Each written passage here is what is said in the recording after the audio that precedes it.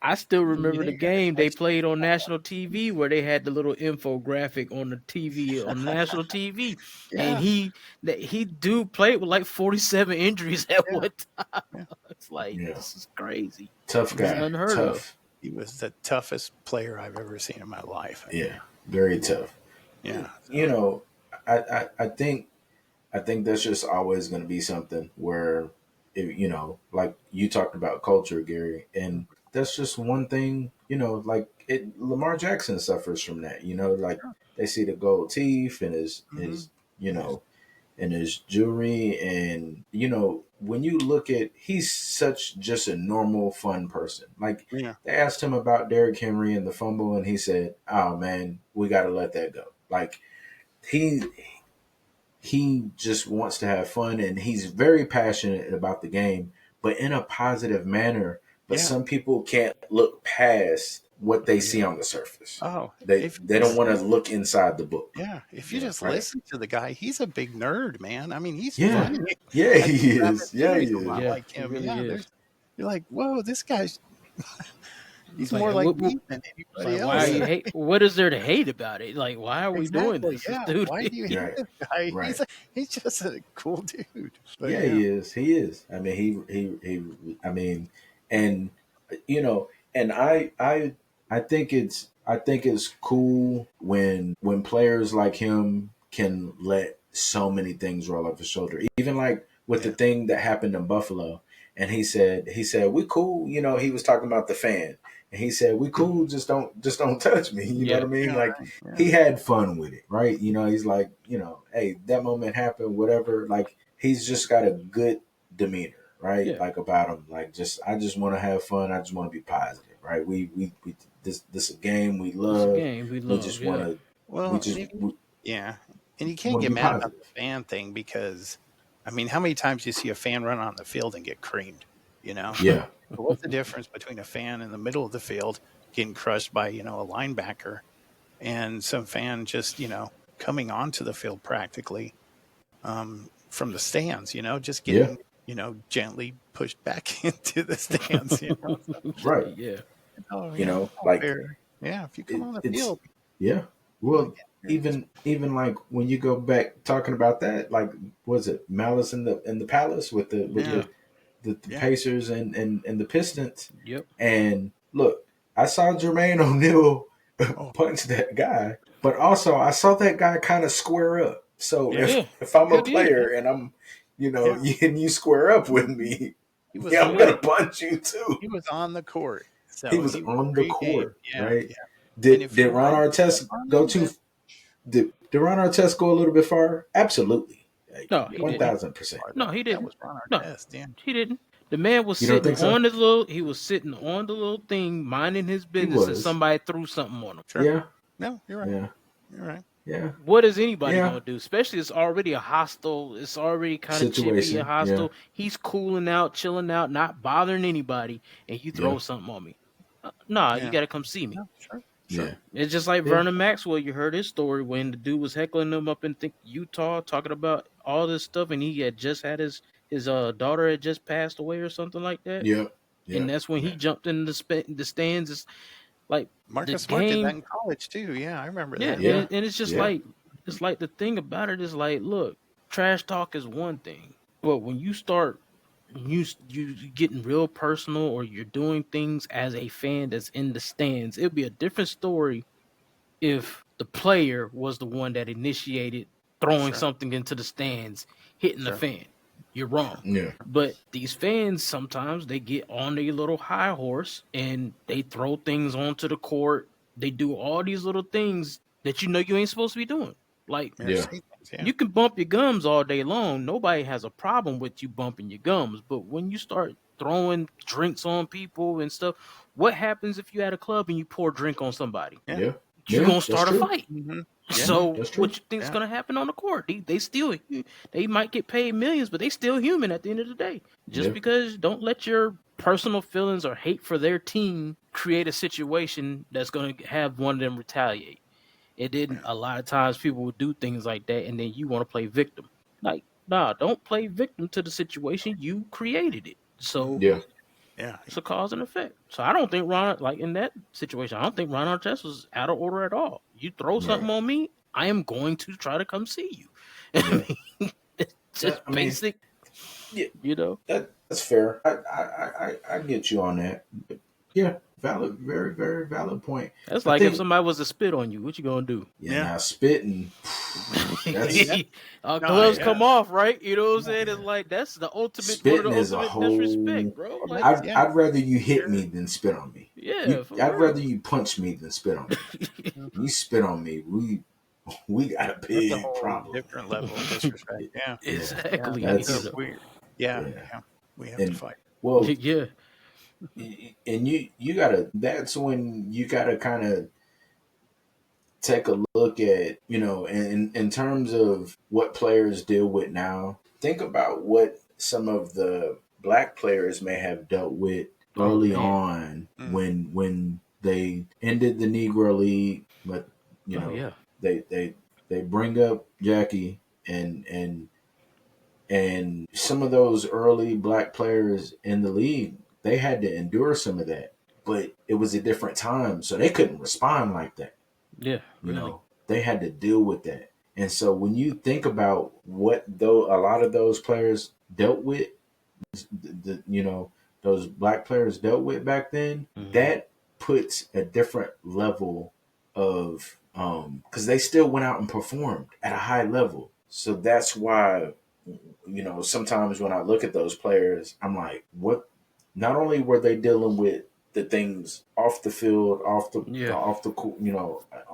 baseball field, all of that, but the heckling, the things that they had to hear while they were on the field, and then still go out and perform at a high level, it's a different level for me when I look at them. Like they achieved something way beyond what I would have been able to deal with personally. Like I don't think I would have been able to deal with that.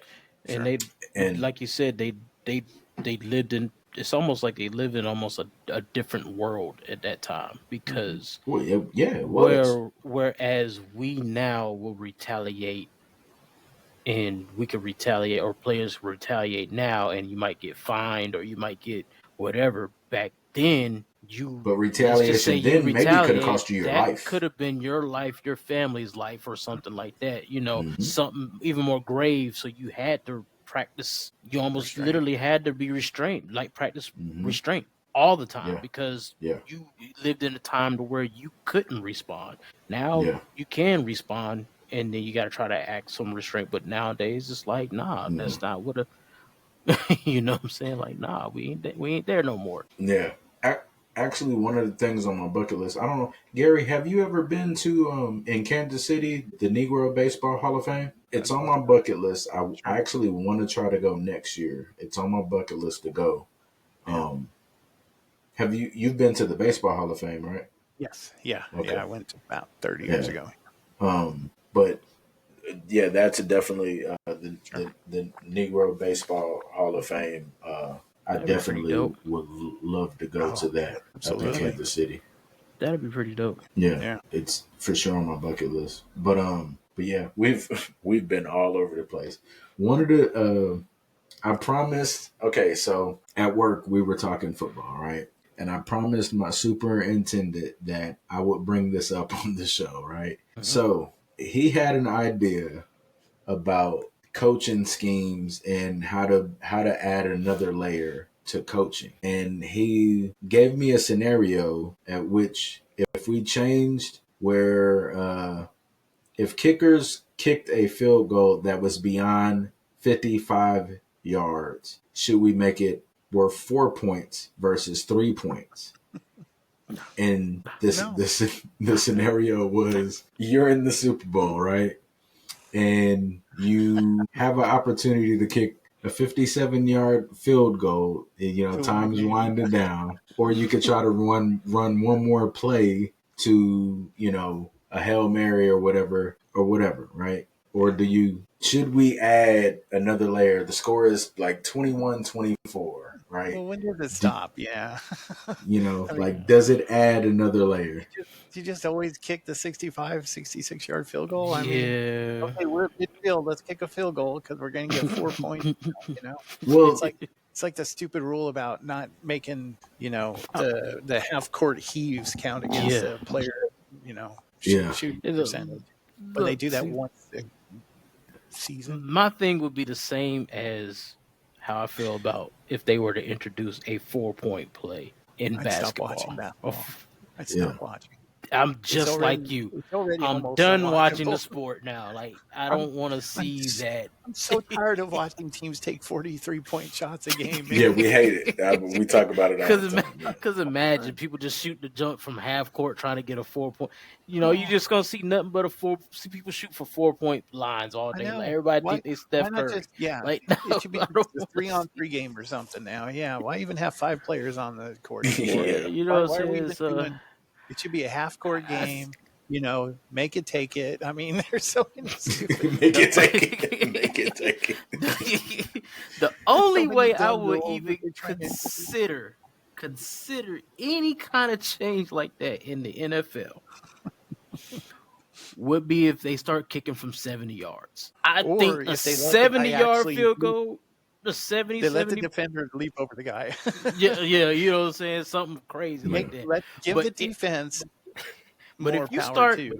if you're starting to kick 70 yards, okay, I still won't like it, but I'm just saying it would justify 4 points for a 70-yard field goal. I only know that maybe 1 or 2 people now.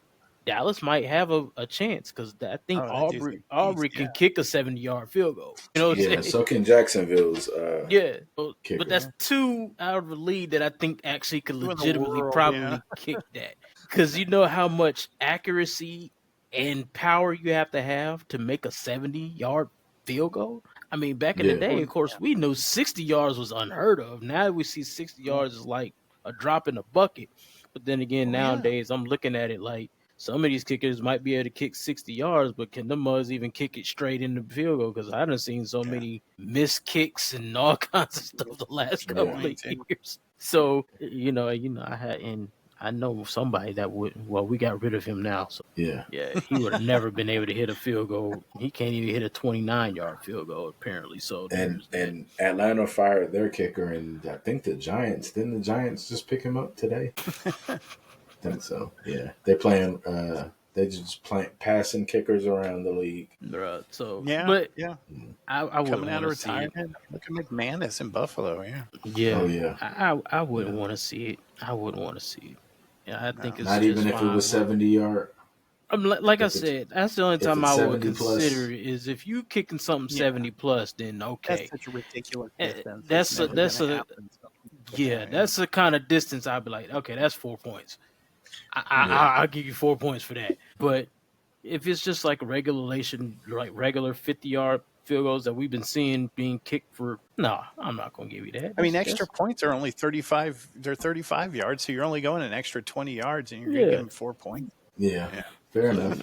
Fair enough. I told him I would bring it up. He asked me if I would bring it up on the show. It's got to be a lot more than 55. Yeah, you got to give me something that I ain't never seen before I decide to give you more points. Exactly. Fair enough. Now, in the NBA, I don't never want to see y'all go 4 points. Absolutely not. Don't add. You can throw that 90-foot heave if you want to. We ain't even going to go there. Don't ever do that. Because then that's all they'd be doing is heaving up half-court shots. Yeah. God. Can you imagine they just give it as soon as they put the ball in court, just heave it up. No. You'd be out here playing NBA Jam Tournament Edition. You know what I'm saying? I couldn't do it. I would stop. They ever implement a 4-point line in NBA, I'm not watching it no more. I'm not watching it no more. I don't even want to be. I'll be on this show. I'll let y'all watch. I'll let y'all talk basketball. Yeah, fair enough. Fair enough. So, do y'all think that there's any truth to the article I sent yesterday, or the quote that I sent yesterday about LeBron in terms of when they win, it's him, and when they lose, it's Yes. Gary. I would like to hear your thoughts on it first because you're a little bit more on the LeBron. Yeah, I'm not a hater like you guys, so we'll start there. Don't hate. No, Maybe a little bit, but I've never been a big LeBron fan from the beginning. I mean, let's just keep it. There's a lot of truth to it. I will give Mr. Polynice some credit because he's right, but at the same time, it's not inaccurate that LeBron's either had really good teams or really terrible teams. And I mean, he won a lot of conference championships in the East because there was no competition, especially when he was with the Heat. Yeah.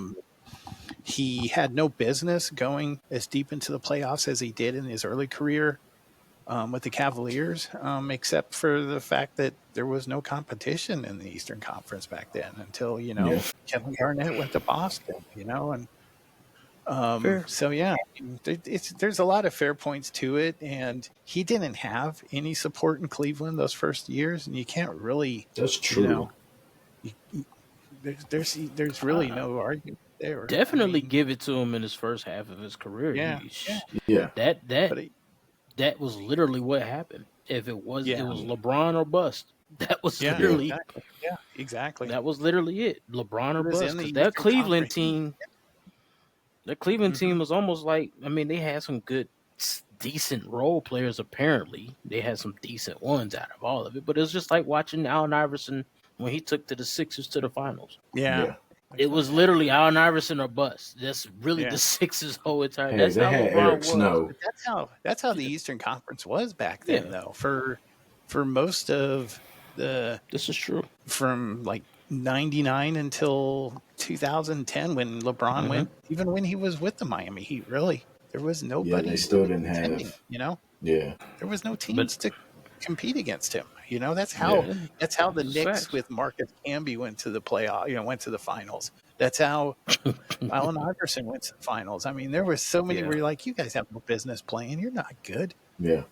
You're the best team in the Eastern Conference, and then there's the Kings and the Lakers are beating each other up and all this other stuff, in the West. And it was always, whatever team came out of the West was the best team in the NBA. Yeah. And usually the second, third, and fourth team that was in the West was the second, third, and fourth best team in the NBA. So,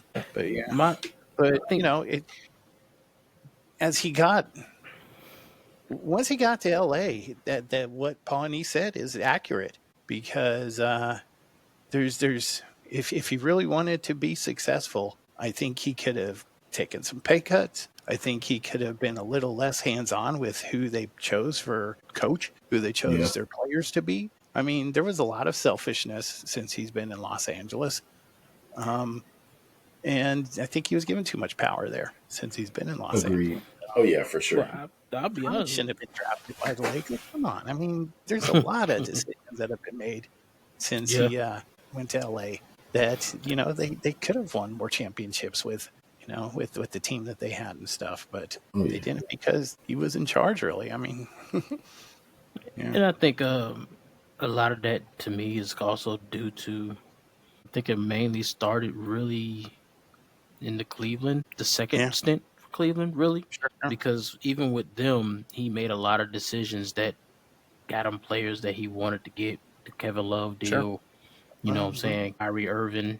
Well, Kyrie was already there, but like the Kevin Love deal when they traded off Wiggins for Kevin Love because he wanted Love and the way that he wanted to play ball and stuff like that. Some of the players that got on his team, like Iman Shumpert, because even Carmelo Anthony talked about how he felt some type of way because Trump got traded over to Cleveland and that was his man, but he felt like LeBron took his boy from him. You know what I'm saying? So it's like, but there always has been a lot of times I give him credit the first half of his career. Yeah, it was literally LeBron needed help. He needed help in Cleveland. They didn't have anything. Yeah, that's true. But then after he went to Miami, then you start seeing Miami. Then the second Cleveland stint where he got Kyrie, he got Kevin Love, he got this team that's actually pretty solid and decent. And then every time they're winning, it was LeBron. Yeah. Then when they start losing, they need to get him some help. They need to get LeBron some help. It's always, and then LA has been biggest, like you said, the biggest proponent of it. You got Yeah. all these Hall of Famers or these good pieces and all these other pieces you bringing on, and then he still needs help. They still need to get him some help. They still need to get him some help. Why is he bringing the ball up the court? You know, I mean, there's all kinds of stuff where you're like, what is happening here? Yeah, You know? we talked about that. It started happening in Cleveland, and that's why Kyrie left. Yeah. Because Kyrie was like, no, I'm not going to be your Robin. You know, that's not how this is going to roll. Yeah. And I have so much respect for Kyrie Irving for what he did. You know, he got his championship, but then he's like, no, I need to do it on my own. And I think he was tired of just how powerful LeBron was at that stage in his career, because the owner of the Cavaliers wasn't going to risk losing him again. Right. So and ended up losing him again. And then he lost. Yeah. But I do kind of agree. Like it always does become, if he doesn't win, it's everybody. The team ain't this. The team ain't. Yeah. And then when he does win, it's LeBron. Like now, going forward, if the Lakers win, I don't think it's going to be the same narrative because you got Luka now. So sure. You're going to be looking at it from a different perspective because, once again, LeBron's older, so they don't. I guess they don't expect that from him. But then you got Luka, who is the new face of the Lakers. You know what I'm saying? He is the future for the Lakers. So now it's not going to be that same narrative. But I probably will flip my wig if I do hear any stories about how they need to have more help on this team. And I'm just like, at some point in time, it's not that they need more help. They need to change how they play. Well, yeah. Well, the only way they're going to get help is if he takes a pay cut, you know? Should he be one of the top most paid athletes in the NBA right now? If you want to win, I would say no, you know? No. Yeah. It's time. Sometimes you got to take a back seat. Yeah. I mean, he's made enough money. He's made plenty enough money. Cut. Yeah. Like, I don't know if the union will allow him to do that, but you got to think about that. Well, as a Laker guy, like, I even hate the conversations of should he get a statue outside of no. What is it now? Crypto. Arena. No. Should he? Absolutely not. Like, why is this a conversation? Right? Because he's LeBron, there's three players. I want to make him the best player ever. Like, you can argue that of this generation, he's one of the best players. You want to give him a statue? Put one in Cleveland. Put it in Cleveland. That's where it needs to go. Yeah. Yeah. Not in LA, man. That's not Magic. In LA. That's Kobe. That's Kareem. Yeah. Yeah. That's it. Yeah. Maybe Pat Riley. Because I'm looking at it from this standpoint. Maybe Pat Riley. Yeah. I'll also look at it from this standpoint. If you wouldn't give Shaq, if Shaq doesn't get his own statue in LA, why would LeBron get it? Exactly. Yeah. Shaq got 3 in LA. Shaq was. He was Mr. LA, at that time. Before Kobe, it was Shaq. He was Mr. LA. You know what I'm saying? So if you won't give Shaq that, there's no way in the world you give LeBron that in LA. No. Yeah. No question. I would hope, that doesn't happen, and not because I'm a hater. It's not deserving. Like, he just doesn't deserve that in LA. Like, period. I mean, if you're even going to there's no scenario no scenario where he gets it. I'm like, no, I don't want a statue until Shaq gets a statue. I would say, don't give me a statue. If Shaq, Shaq is where it ends with as far as right now. Now, let's say Luka has done some crazy stuff in the next 10 years in LA. I go ahead, throw Luka on there. You know what I mean? But like, because LeBron, this is LeBron's last year. I feel like this is his last season. Speculating. Yeah. I feel like that too. Regardless of what happens this season, he still doesn't deserve one there. Like, no. But yeah, like, in terms of him being selfish over the last few years, absolutely. Like, I said this last year. I think it's selfish for him to still be playing.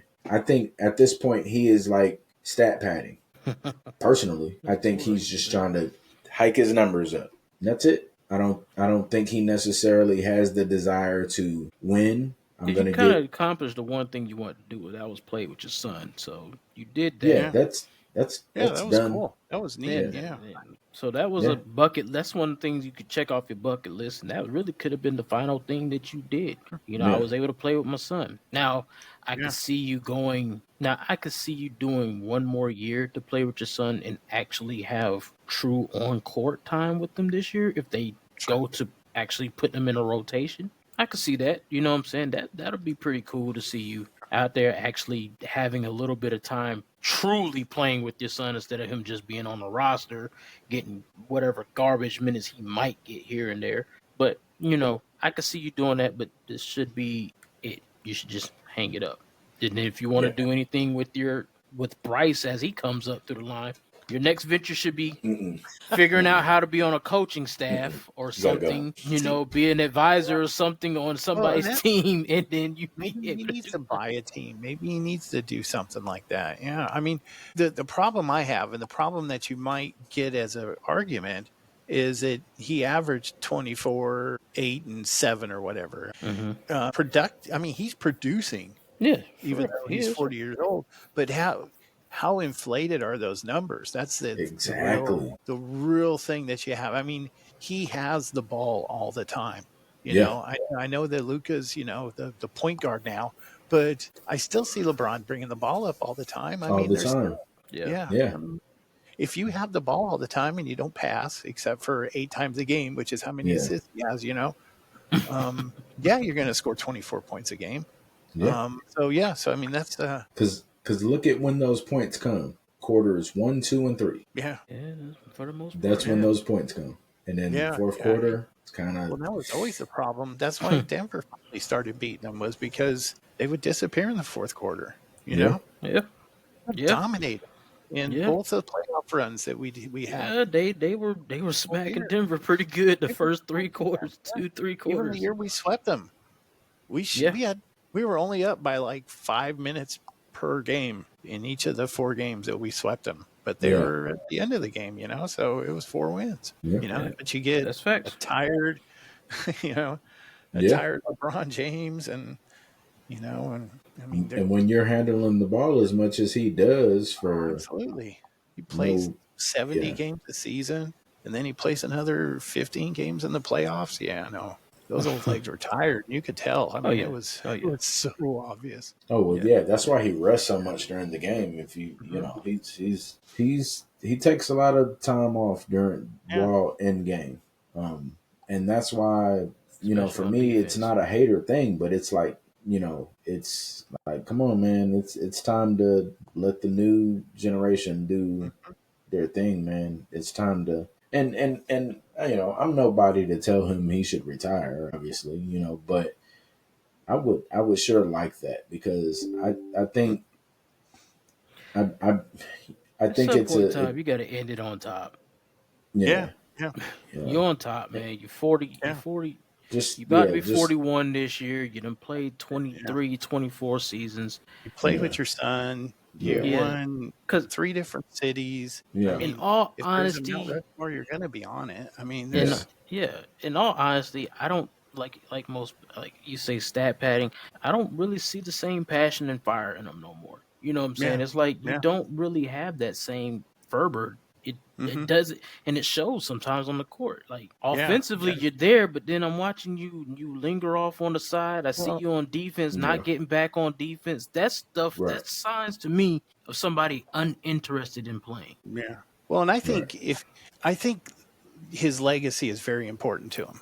Very important to him, because that's all he's talked about. He was the chosen one. He was the king. He talks about that. Those are all nicknames he gave himself, and I think he's tarnishing that legacy now because he's hanging on too long, Yeah. So he's got to think about that. Absolutely. Yeah. Because now you're just like, when's enough? Yeah.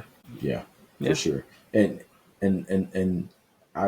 Gary, I like the fact that you talked about him owning a team. I think that needs to be his new quest, right? Looking at owning a team, I think that would make him happy. I think he would enjoy that. Be a great owner, I think he'd be a he would be a good owner. I think he'd be a better one than Jordan was.